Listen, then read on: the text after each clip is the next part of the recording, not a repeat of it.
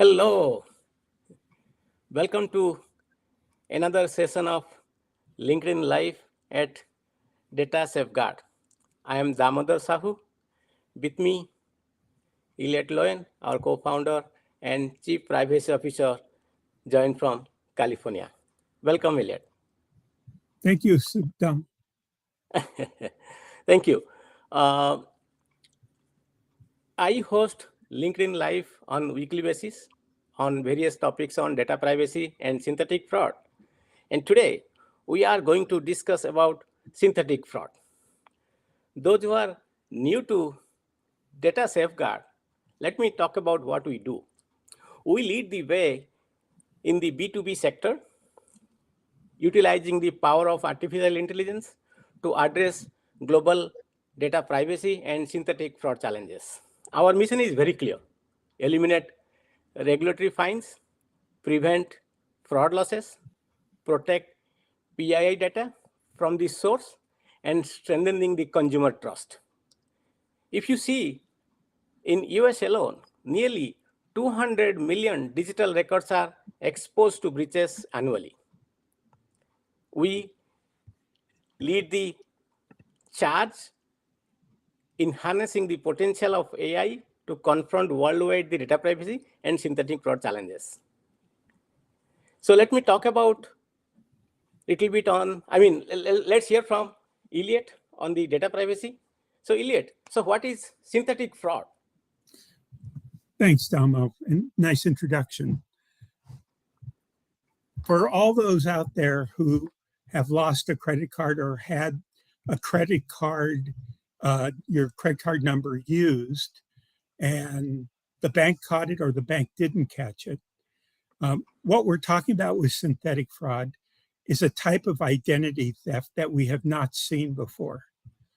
Basically, it's when the criminals create a new identity using a combination of real and fake information. The criminal may use a stolen social security number, a date of birth, an address, and then combines it with fake information, such as a new name and income. The criminal can then use this new identity to open bank accounts, apply for credit cards, take out loans, and basically empty them out and disappear. How does synthetic fraud happen? It's a good question. It's what's happened the last few years. Synthetic fraud can happen in a variety of ways. One common method is for criminals to steal personal information from data breaches or from the dark web. They can use this information to create new identities. Another method is for criminals to use synthetic identities to take over an existing account. For example, a criminal might use a synthetic identity to open a new bank account in someone else's name or pretend to be the spouse of someone. Very scary. So who is at risk for synthetic fraud? Well, at this point, I would say everyone is at risk for synthetic fraud, but certain groups of people are even more vulnerable than others. For example, young children and the elderly are often targeted because of their less active credit history and less likely to monitor their credit reports. Synthetic fraud is also a problem for immigrants and people who are homeless, people who are in prison, because they have problems seeing how their identities might be used. Thank you for the insightful remarks. So what are the signs of synthetic fraud? Well, if it's done by a seasoned criminal, there are very few signs that you may be a victim of synthetic fraud. For example, you may receive a credit card or bank statement in the mail you did not open. You may say inquiries on your credit report from companies that you've not done any business with. If you notice any of these signs, you should contact the credit bureaus immediately to place a synthetic fraud alert on your credit reports. Thank you, Elliot. How can I protect myself from synthetic fraud? Well, there's a bunch of ways that you can help the process, maybe not solve the process. One is monitor your different lines of credit and your bank accounts. If you're not using certain credit cards, lock them down. Put a digital lock on them with whoever is your provider. Be careful about what information you share online and with whom you share it. A big synthetic fraud was recently people calling and pretending they're part of the utility, electric or gas utility, and asking for a bunch of personal information, saying they have to get into your house or they have to do something with your gas and electric bill, when in fact all they're doing is collecting information. Well said. We should be careful about what information we share online and with whom we share. Thank you. Absolutely.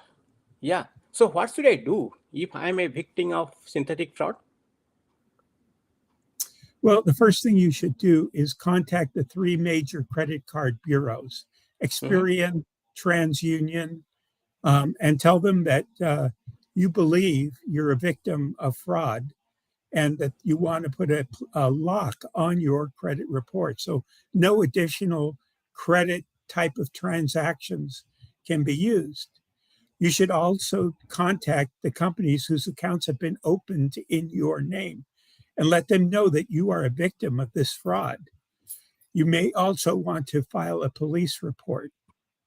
Okay, great insight. So what is the difference between synthetic fraud and identity theft? Well, really, identity theft is the theft of someone's personal information, such as their name, social security number, or credit card number. Synthetic fraud is much more involved. It's where they create an identity, a new identity, and use the combination of fake and potentially your real information to create the impression that there's a new person. Yeah. So that means they create a fake information, right? Correct. So think of what are identity. Go ahead. Go ahead. So think of identity theft as the credit card that you lost and got used at a store before you had a chance to report it.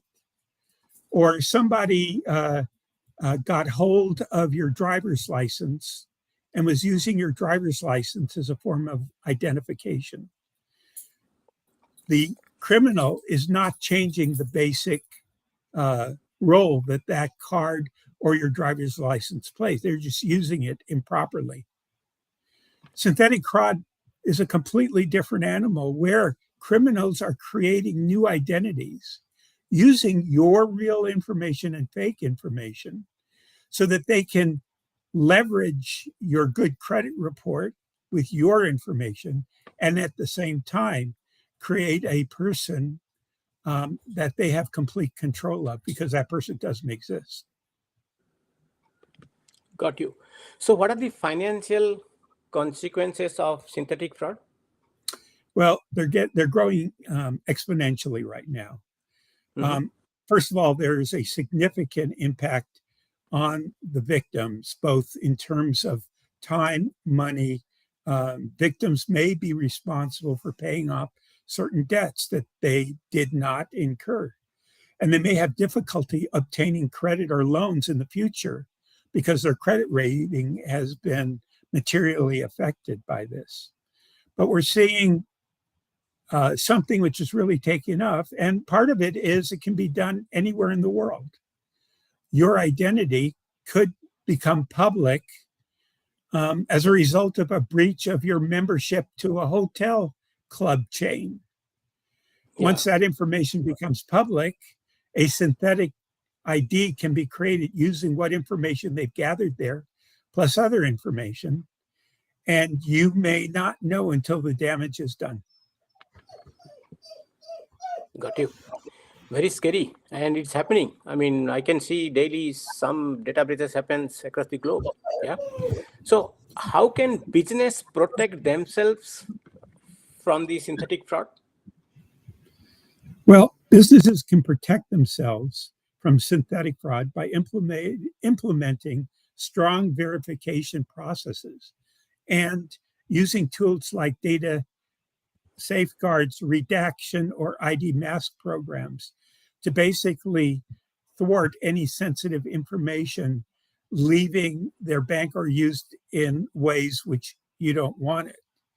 Um, Other ways include verifying the identity of all customers who open a new account using more than a credit report, using more than one form of ID or a credit card. Businesses need also to monitor their customer accounts for unusual and suspicious activity. Great. Thank you so much. Coming back to government, I know we have privacy law every state and most of the countries. It started with GDPR a few years ago. So what is the government doing to combat the synthetic fraud?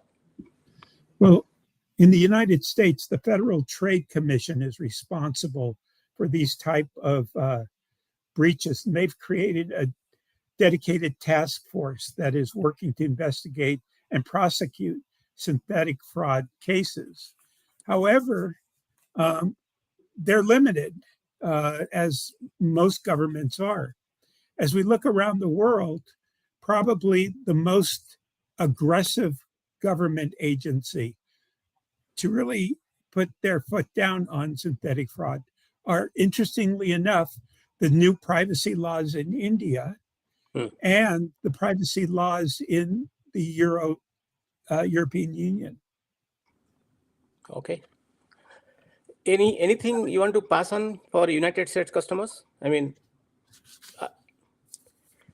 Well, I think if you are a resident or you're an immigrant or you're homeless yeah. in the United States, you have to treat your public records as something that people can get their hands on.